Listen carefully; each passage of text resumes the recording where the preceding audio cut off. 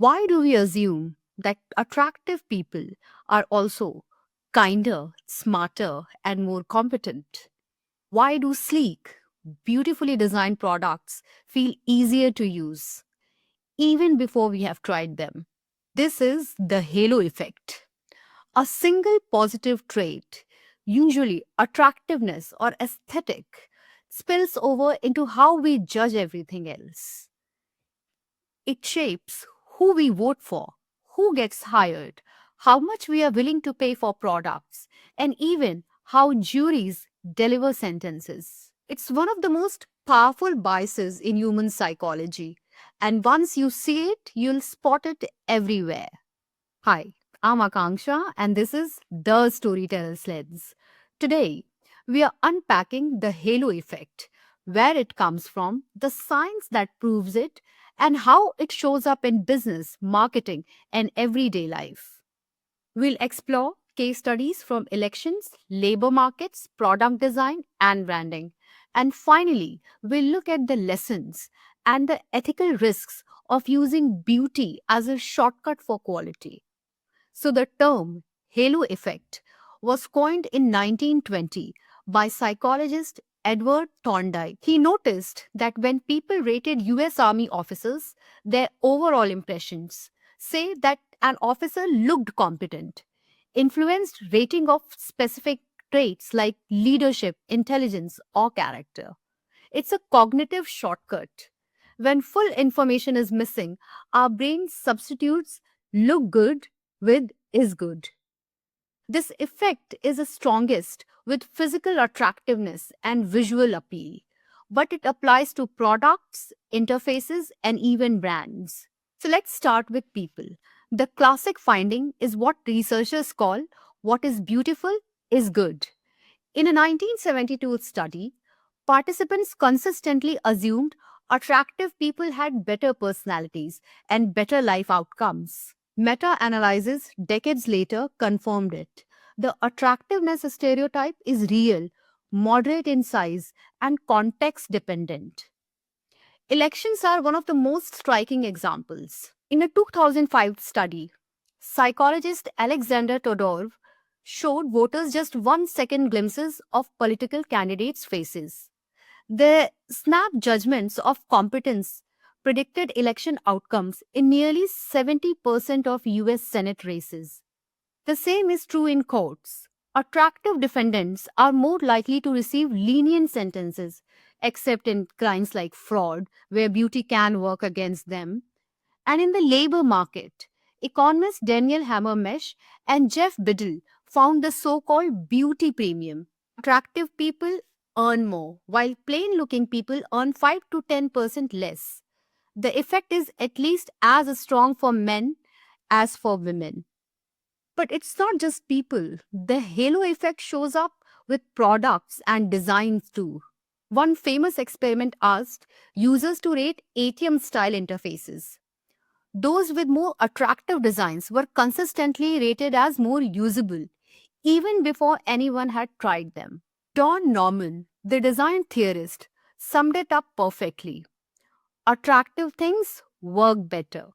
The emotional response to aesthetics makes people more tolerant and flexible, which sometimes even improves actual performance. That's why packaging, UI polish, and industrial design matter so much. The very first visual impression inflates perception of quality. So, why does our brain do this? First, heuristic substitution. When full information is missing, the brain uses appearances as a proxy for substance. Second, affect as information. The positive feelings triggered by beauty spill into judgments about trustworthiness or competence. Third, thin slice inference. We form impressions of competence or dominance in milliseconds from a face. And finally, stereotype expectations. Attractiveness is linked in society to health, status, and success, which bias both our expectations and our interactions. Those expectations then become self fulfilling. You will see the halo effect across business and society. So, in hiring, attractive candidates are rated more positively even when CVs are identical. In marketing, beautiful design gives products pricing power. Sleek packaging or polished interfaces raise willingness to pay and make friction feel lower. In branding, a flagship product creates a halo for the whole line. Apple's iPhone, for instance, elevated perceptions of Apple's other products. In politics, candidate images drive voter impressions and even fundraising. And in legal systems, we have seen how attractiveness influences jury decisions and sentencing outcomes. But the halo is not universal. But the halo is not universal. Meta analyses show the effect is moderate, not overwhelming, and it varies by context and stakes. Over time, the halo fades. In usability studies, early aesthetic boosts erode as actual product performance takes over. And sometimes beauty backfires. Attractive defendants in fraud cases may be punished more harshly because their appearances contrast with the stereotype of honesty.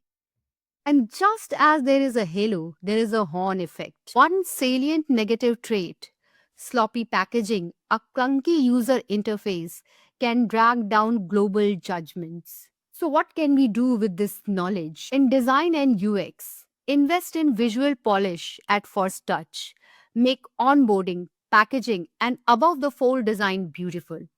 That first impression buys goodwill. But make sure real usability and performance catch up quickly because the halo fades.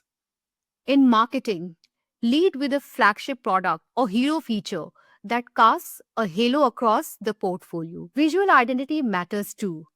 High quality photography and art direction amplify perceived product efficacy, especially in beauty or health categories. In talent management, avoid abusing the halo.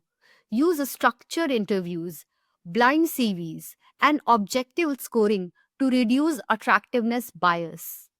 And in governance, train jurors and decision makers about appearance bias because it measurably affects justice outcomes. So, what's the takeaway? The halo effect is a powerful bias. Beauty and polish inflate judgments of quality, competence, and trust. It shapes who we hire, who we vote for, what we buy, and how we judge experiences.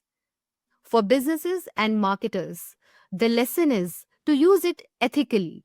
Lead with beauty to open the door, but let true quality keep it open. Because in the long run, substance matters more than shine. Hi, I'm Akanksha, and this is The Storyteller's Lens. If you enjoyed this breakdown, don't forget to subscribe and tell me in the comments, have you ever bought something just because it looked beautiful? Did the quality live up to the design? Thanks for watching, and I'll see you in the next one.